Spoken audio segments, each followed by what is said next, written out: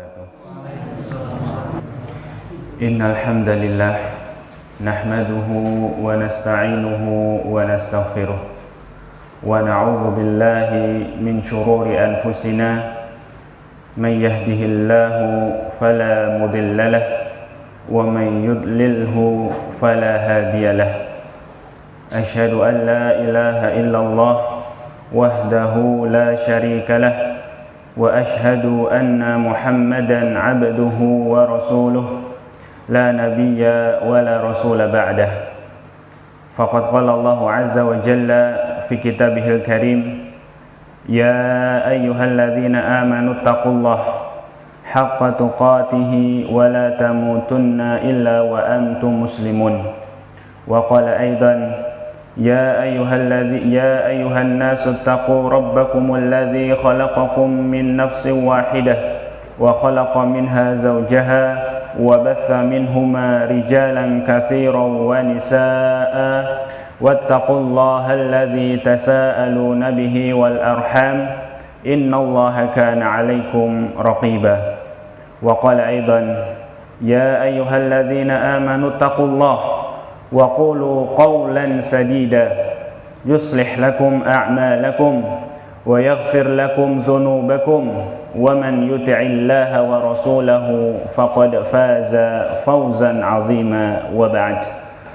Allahumma la sahla illa ma ja'altahu sahla wa anta taj'alul huzna idza syi'ta sahla.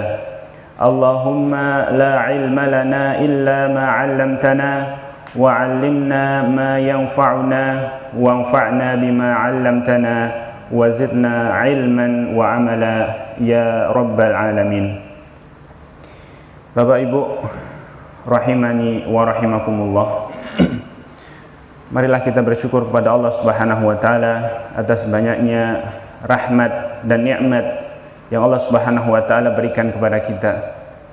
Kemudian semoga salawat dan salam senantiasa tercurah limpahkan kepada Nabi kita Muhammad sallallahu alaihi wasallam. Kita berdoa semoga kita dijadikan umat beliau yang mendapatkan keutamaan, ya, izin dari Allah Subhanahu wa taala untuk mendapatkan syafaat beliau di yaumil qiyamah kelak. Amin.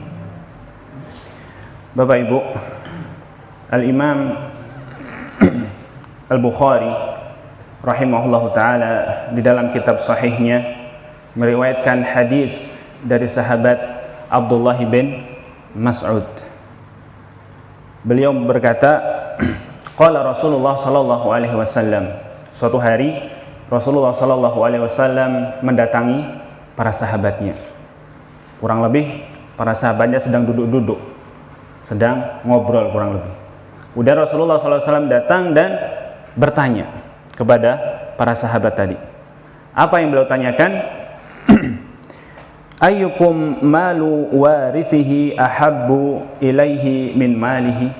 Rasulullah SAW bertanya, siapa di antara kalian, ya, yang harta kalian itu, ya, hartanya itu lebih dicintai daripada harta ahli warisnya? Subhanallah. Kira-kira pertanyaannya gampang atau susah, Pak? Coba perhatikan soalnya, ya. Rasulullah bertanya, wahai sahabatku, ya, siapa di antara kalian yang harta kalian itu lebih kalian cintai daripada hartanya ahli warisnya? Kira-kira jawabannya apa? Atau misal kalau antum, ya, Bapak sekalian, anak tanya begitu, apakah ada di sini yang harta ahli warisnya lebih dicintai daripada harta sendiri? Kira-kira ada yang menjawab iya gitu? Gak ada. Sama, para sahabat juga berkata demikian, ya. Qalu, yakni para sahabat mengatakan, ya Rasulullah, wahai Rasulullah, ma minna ahadun, tidak ada satupun dari kami, illa maluhu ahabba ilaihi, kecuali harta kami, ya, kecuali hartanya lebih kami cintai daripada harta ahli waris kami. Jelas dong, ya. Harta kita lebih kita cintai, kita yang nyari, ya, siang, pagi, malam, balik jungkir kasarannya seperti itu, ya. Kemudian kok lebih mencintai hartanya ahli warisnya? Gak ada. Pasti setiap dari kita mencintai, lebih suka ya terhadap harta kita sendiri daripada harta ahli waris. Kalau demikian jawabannya, maka perhatikan. Jangan sampai kita salah perspektif, salah menilai mana harta kita dan mana harta ahli waris kita. Alhamdulillah semua kita sudah benar mengatakan bahwasanya harta kita itu lebih kita cintai daripada harta ahli warisnya. Tetapi perhatikan sabda Rasulullah SAW. Qala, beliau mengatakan, fa inna malahu ma qaddam wa malu warithihi ma akhar. Rawahul Bukhari fi sahihi, ya, intaha kalamuhu. Taib. Fa inna ma lahu. Sesungguhnya harta kalian itu, ya, adalah harta yang sudah ma qaddam, sudah kalian infakkan, lepaskan. Ya, sudah kalian lepaskan. Maksudnya lepaskan di sini ya tentunya untuk bersedekah, ya. Untuk membangun masjid, untuk menyumbang pembangunan pesantren dan lain sebagainya. Wa malu warithihi, dan ingat, dan harta ahli waris kalian itu adalah ma'akhor, adalah harta yang masih kalian gembol, masih kalian simpan, masih kalian cekeli. Itu adalah harta ahli waris kita. Percaya tidak? Wajib percaya. Kalau nggak percaya adalah, coba bayangkan ketika setelah itu kita meninggal. Setelah itu kita meninggal dalam keadaan harta itu masih kita simpan, masih kita pegang, masih kita simpan di lemari kita mungkin luar biasa, atau di bank. Sekarang milik siapa harta itu? Ahli waris. Mau nggak mau, nggak ada ahli warisnya terus mau, oh ini hartanya bapak yang balik jungkir, bapak mencari waktu di dunia, tak ikutkan di kuburan. Nggak ada.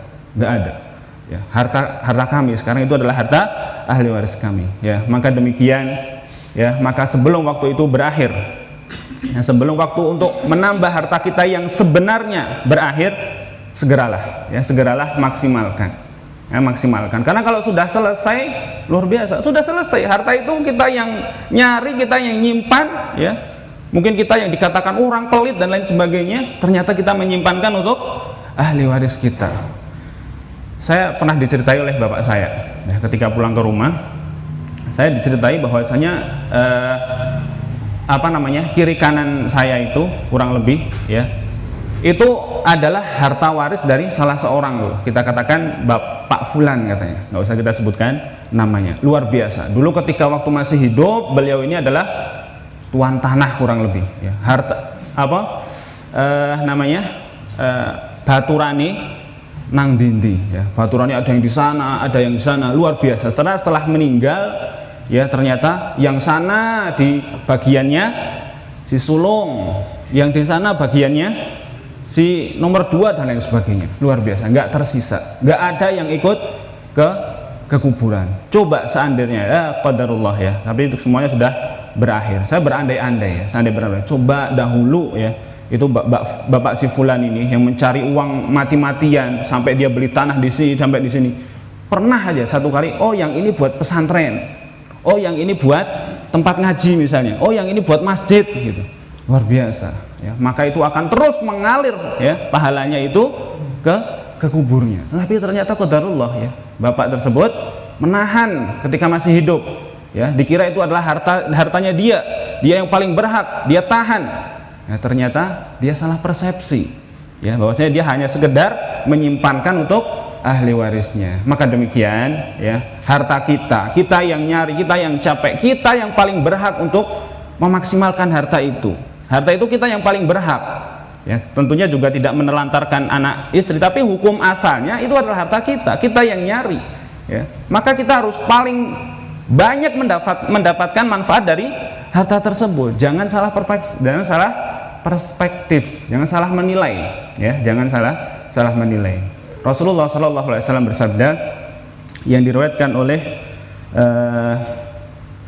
Imam Tirmidzi, walaupun hadisnya ini adalah hadis dhaif, ya, tapi maknanya betul, ya, karena di situ ada salah seorang rawi yang bernama Yahya ibn Ubaidillah. Intinya hadis ini adalah hadis dhaif, ya, tetapi maknanya benar. Kurang lebih Rasulullah SAW bersabda, yaitu dari sahabat Abu Hurairah radhiyallahu taala anhu, beliau bersabda, "Ma min ahadin yamut illa nadam atau illa nadim. Tidak ada salah seorang dari kalian pun yang mati kecuali akan menyesal, kata Rasulullah. Pasti akan menyesal, siapapun kita. Rasulullah SAW bersabda. Kemudian para sahabat berkata, qalu wa ma nadamatuhu ya Rasulullah. Bagaimana orang yang mati kok terus menyesal itu ya Rasulullah? Bagaimana penyesalan mereka? Rasulullah bersabda, qala in kana muhsinan nadima alla yakuna zdad.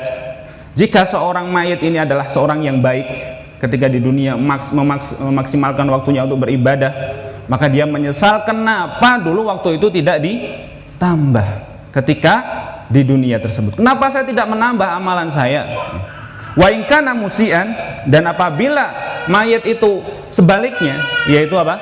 Buruk, katakanlah, ya, mengisi waktunya di dunia dengan kemaksiatan, tidak melaksanakan ketaatan dan lain sebagainya, dia menyesal. Alla yakuna naza'ah, ya. Seandainya kiranya dulu aku itu tidak melakukannya, ya. Aku tidak melakukannya, maka siapapun mayitnya, ya, siapapun dari kita yang meninggal pasti akan menyesal, pasti. Ya. Ini adalah sabda Rasulullah Shallallahu Alaihi Wasallam. Jika dia orang baik, dia pasti akan menyesal. Kenapa tidak saya tambah? Baru saya melihat, oh ternyata ini toh yang benar-benar bermanfaat bagi saya, itu amal, bukan harta, bukan sanak keluarga, lah, amal kita. Ketika seorang itu seorang yang buruk, dia menyesal. Lebih-lebih lagi dia, kenapa dulu saya tidak meninggalkannya? Ya. Dan diantara penyesalan orang yang telah meninggal adalah orang yang dia menahan untuk berinfak dari harta yang dia punya. Terlebih, ini diceritakan langsung oleh Allah Subhanahu wa Ta'ala di dalam Quran surat Al-Munafiqun, ayat terakhir, 2 ayat terakhir. Perhatikan, Allah Subhanahu wa Ta'ala berfirman,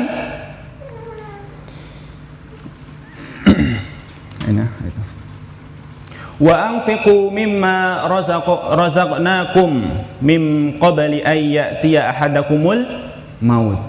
Ya, hendaklah kalian itu berinfak, cepat-cepatlah untuk berinfak dari harta yang kami berikan kepada kalian. Min qabli ay ya'tiya ahadakumul maut. Sebelum datang kepada kalian itu apa? Kematian, ya. Kemudian setelah datang kematian, kalian mengatakan yaqulu, apa namanya? Yaqulu ya Rabb, apa namanya? Ayatnya, fayaqulu Rabb faqulu rabbi laula akhartani ila ajalin qarib fa asaddaq, ya. Luar biasa. Penyesalannya dia hanya ingin segera diundurkan saja, wahai Allah, ya. Yaqulu ya Rabb, ya. Yaqulu rabbi laula akhartani, wahai Allah, wahai Rabb, seandainya engkau mau mengakhirkan sedikit saja dari waktu yang telah engkau tentukan dari kematianku. Untuk apa? Sehingga aku bisa bersedekah. Hanya untuk bersedekah saja. Saya tidak akan meminta untuk sholat, saya tidak akan meminta untuk puasa dan lain sebagainya. Saya hanya akan mengatakan ini harta ini untuk pesantren, ini harta ini untuk anak yatim, hanya untuk mengatakan itu saja, ya. Luar biasa, ya, hanya untuk mengatakan. Ini menunjukkan bahwasanya penyesalannya luar biasa. Kenapa pada saat itu dia bisa menginfakkan hartanya, tapi dia tahan harta tersebut, karena dia sudah tahu ternyata harta itu bukan milik dia, ya. Yang pada waktu dunia dia mengira bahwasanya harta itu berkurang. Tidak lah, ya, itu adalah harta dia yang sebenarnya, ya, harta dia yang sebenarnya. Maka Allah mengatakan wala yu'akhirallahu nafsan idza jaa ajaluha. Tidak, ya, Allah Subhanahu wa Ta'ala tidak akan mengakhirkan, ya, ajal seorang hamba ketika sudah datang, ya. Maka hari ini kita masih bisa, ya,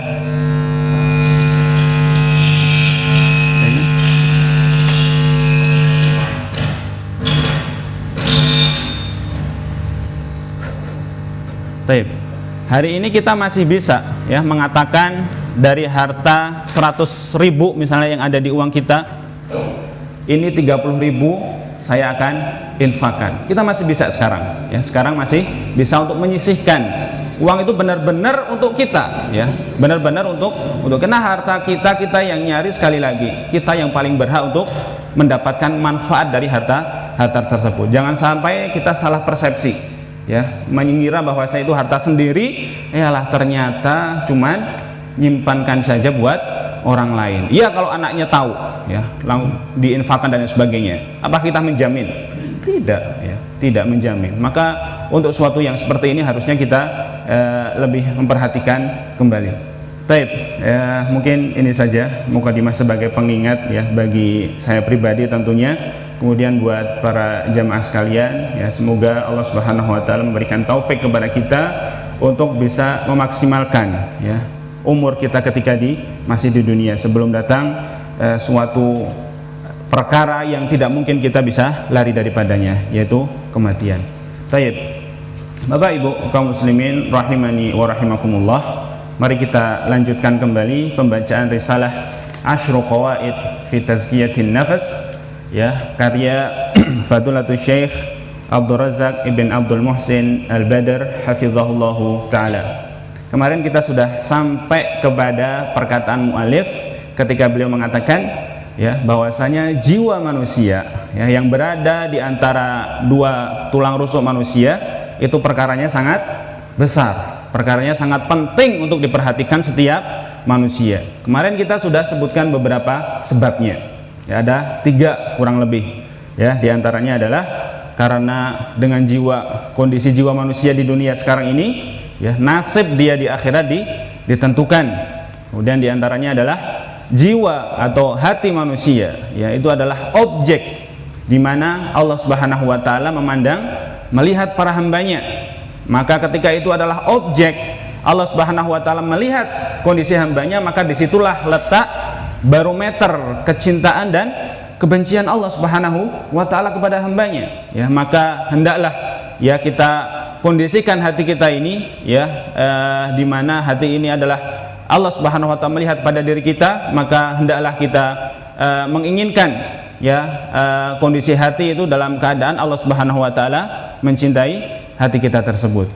Baik, kemudian alasan yang berikutnya yaitu adalah jika amal hati, amalan jiwa, amalan hati itu rusak ya, maka tidak akan berguna sedikit pun baiknya amalan zahir ya, sebagaimana telah kita sebutkan dari 2 hadis yang sangat masyhur insyaallah taala. Taib. Itu adalah yang kita cari alasannya. Kenapa Fadilatul Syekh Abdul Razak ibn Abdul Muhsin mengatakan demikian. Sekarang kita akan membaca tentang alasan dari penulis sendiri ya. Beliau membawakan sebab ya, membawakan dalil kurang lebih ya, kenapa beliau mengatakan hal yang demikian, bahwasanya hati manusia, jiwa manusia itu sangat penting sekali untuk diperhatikan. Taib. Qala al-muallif hafizahullahu taala, berkata penulis, semoga Allah Subhanahu wa taala menjaganya, wa ghafara lahu wa liwalidayhi, dan kemudian semoga Allah Subhanahu wa taala mengampuni dosa-dosanya dan dosa kedua orang tua beliau.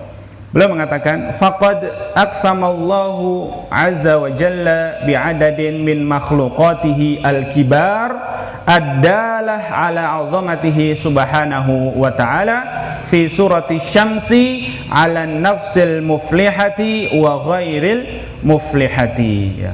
Saya mengatakan Allah Subhanahu wa ta'ala pernah bersumpah untuk apa ya, atau bi'adadin min makhluqatihi al-kibar. Allah Subhanahu wa taala bersumpah dengan beberapa makhluk Allah yang besar, yang agung ya. Untuk apa Allah Subhanahu wa taala bersumpah ya? Ya, Allah Subhanahu wa taala bersumpah dengan makhluk-makhluknya yang besar, yang agung, yang di situ menunjukkan akan keagungan Allah itu sendiri ya, menunjukkan sebagai dalil bahwasanya Allah Subhanahu wa taala itu Maha Agung. Taib. Fi surati Syamsi, yaitu di surah Asy-Syams ya, ala nafsil muflihati wa ghairil muflihati. Jadi Allah Subhanahu wa taala bersumpah ya dengan beberapa makhluknya yang agung, yang besar, yang di situ menunjukkan keagungan Allah Subhanahu wa taala sendiri, karena Allah Subhanahu wa taala yang menciptakan ya. Yaitu di surat Asy-Syam ya, bersumpah atas keadaan apa? Jiwa yang beruntung dan jiwa yang buntung ya, atau yang merugi ya. Kita akan bacakan ya. Faqala ta'ala, Allah Subhanahu wa taala berfirman, wasyamsi wa duhaha wal qamari idza talaha wan nahari idza jallaha wal laili idza yakhshaha was samai wama banaha wa nafsin wama sawwaha wal ardi wama tahaha ahsanallahu ilaikum wa nafsin wama sawwaha fa'alhamaha fujuraha wa taqwaha. Kemudian sampai di sini selesai. Allah Subhanahu wa taala bersumpah dengan berapa tadi?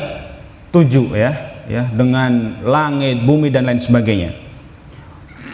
Allah Subhanahu wa taala bersumpah dengan makhluknya yang sangat besar, yang banyak tadi, untuk menekankan ya adanya satu hal.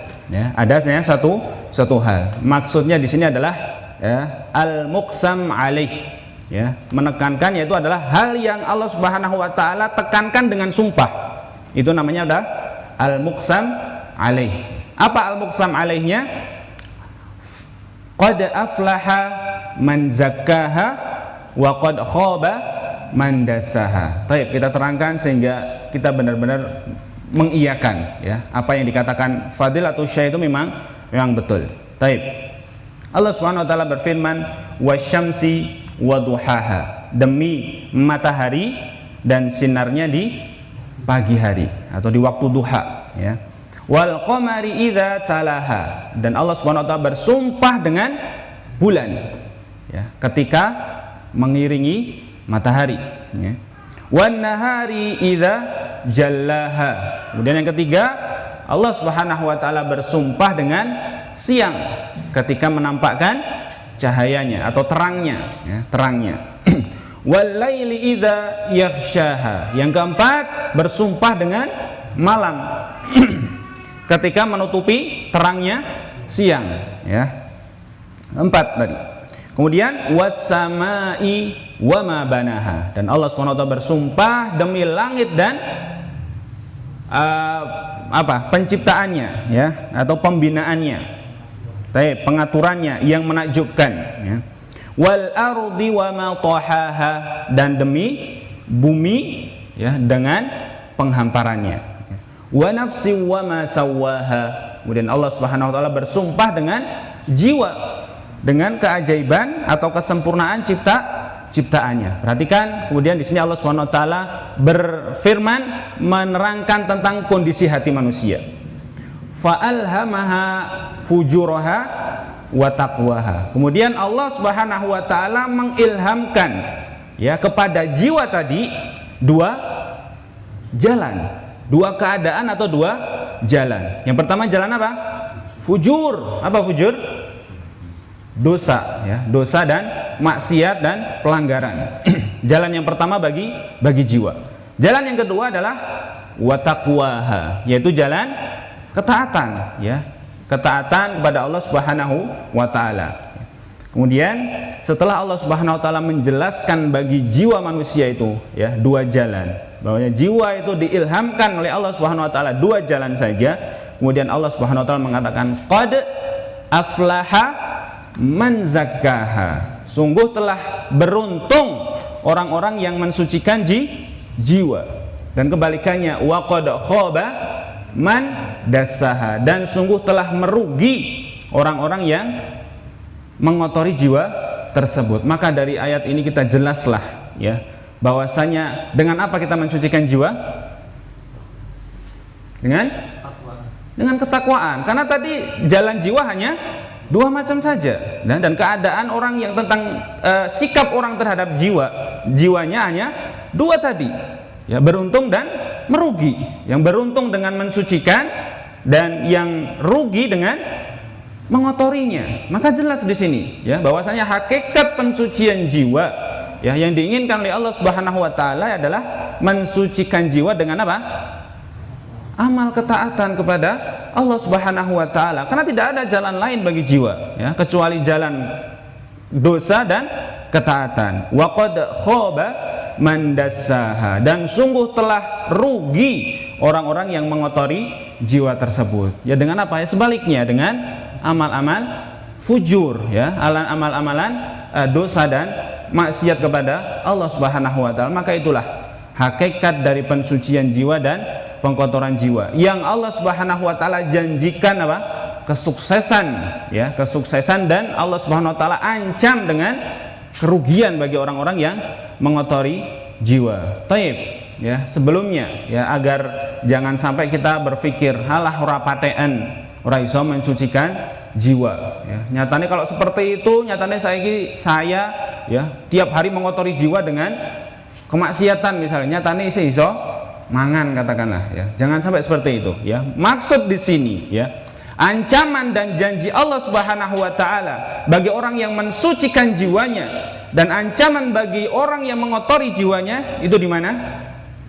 Di akhirat, ya, di akhirat, bukan di dunia, ya, bukan di dunia. Sekali lagi, ya, kemarin kita telah jelaskan berulang-ulang bahwasanya kaidah ini, ya, di dalam Al-Qur'an ketika Allah Subhanahu wa taala menjanjikan kasih sayang, menjanjikan kesuksesan, ya, mengancam dengan azab, mengancam dengan kehidupan yang sulit dan lain sebagainya, itu pada asalnya adalah di akhirat, bukan di dunia, ya. Maka ketika di dunia kita katakan lagi terlalu remeh dan terlalu kecil, ya, ketika Al-Qur'an diturunkan dari langit di sisi Allah Subhanahu wa taala hanya untuk membahagiakan manusia di dunia. Tidak, ya. Manusia tanpa Al-Qur'an sekali lagi bisa hidup di dunia, bisa sukses di dunia, bisa, tetapi untuk sukses di akhirat, selamat dari azab Allah Subhanahu wa taala dari neraka, kemudian dimasukkan ke dalam surga, harus dengan Al-Qur'an, tidak boleh tidak. Dan itulah tujuan utama diturunkan Al-Qur'an,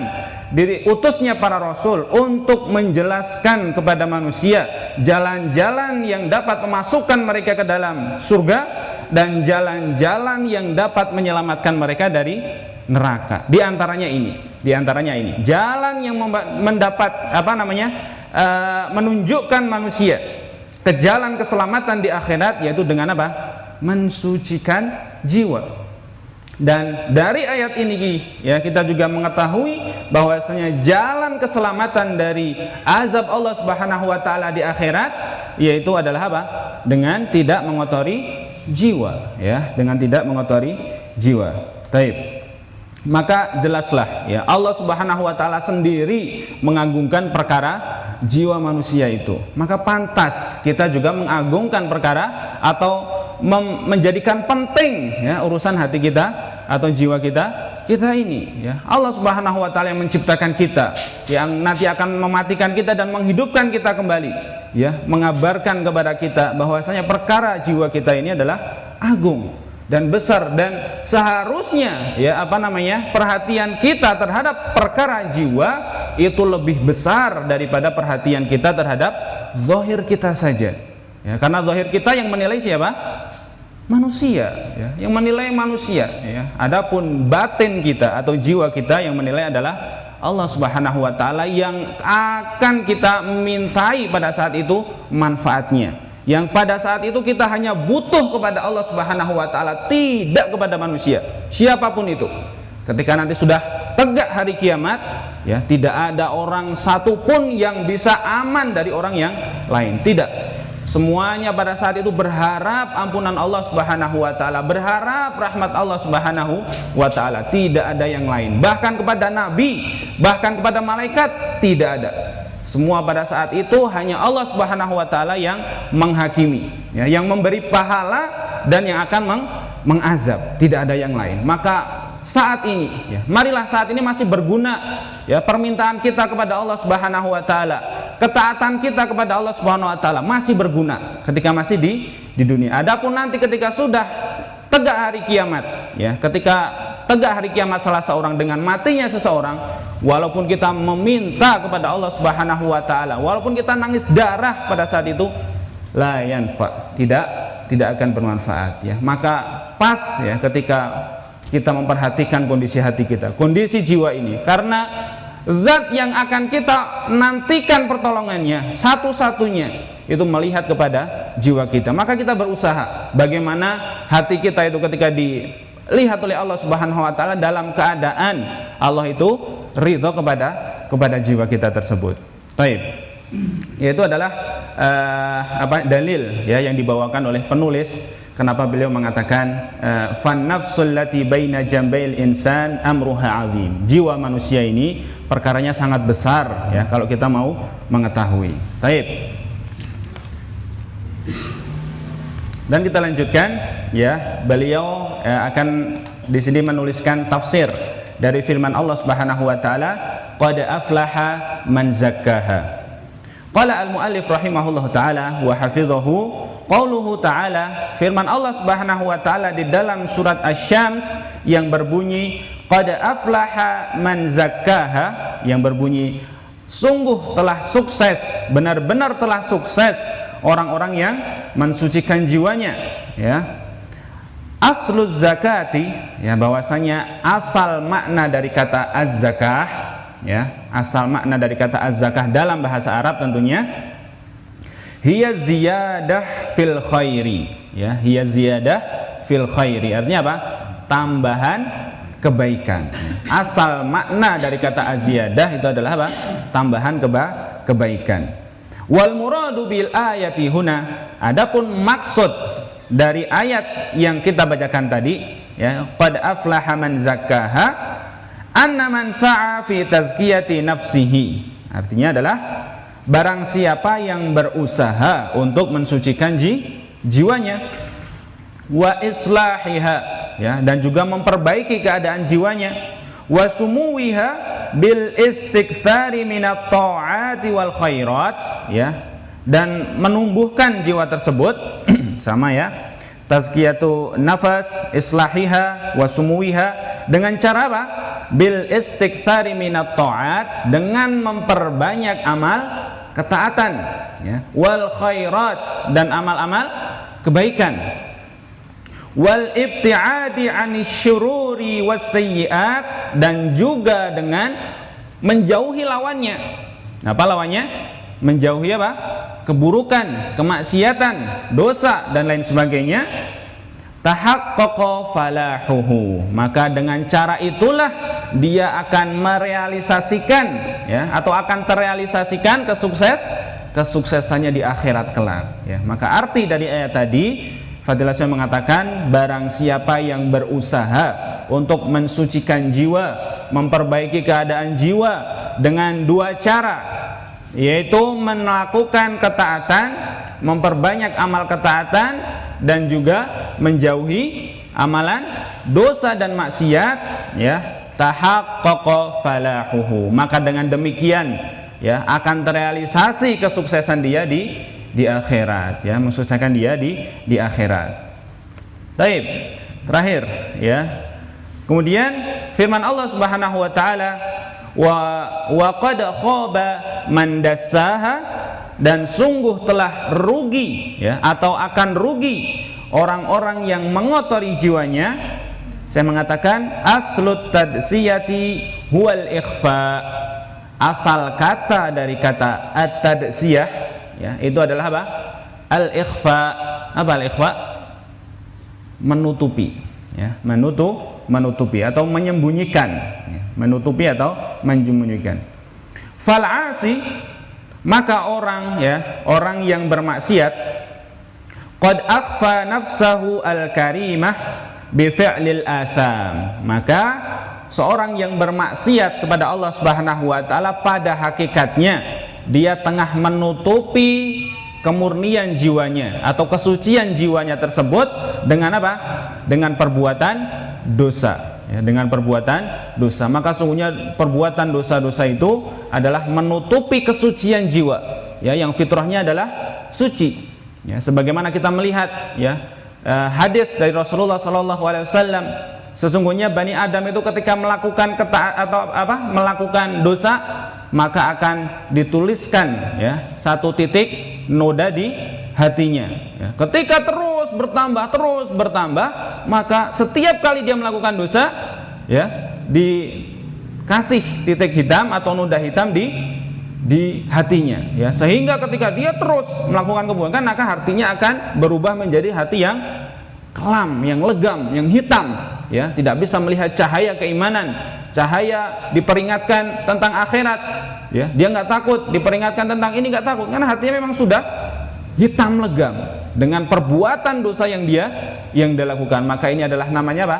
Ar-ron, ya, yang tersebut di dalam surat Al-Mutaffifin, ya, termuat dalam Mutaffifin. Nah, ini adalah kenapa? Karena seorang yang bermaksiat pada hakikatnya dia tengah mengotori jiwanya yang murni, jiwanya yang suci tersebut dengan perbuatan dosa. Wa tamaroha birradzail wal khasais, ya, sama dengan perbuatan dosa tersebut dia pada hakikatnya tengah melemparkan, ya, jiwa tersebut ke dalam jurang yang penuh kehinaan, ya, lumpur dosa dan maksiat. Wa qama'aha wa ahlakaha bi fi'lil uyub, sama, ya, dan dia melemparkan, ya, dia menghancurkan jiwanya tersebut dengan perbuatan-perbuatan dosa.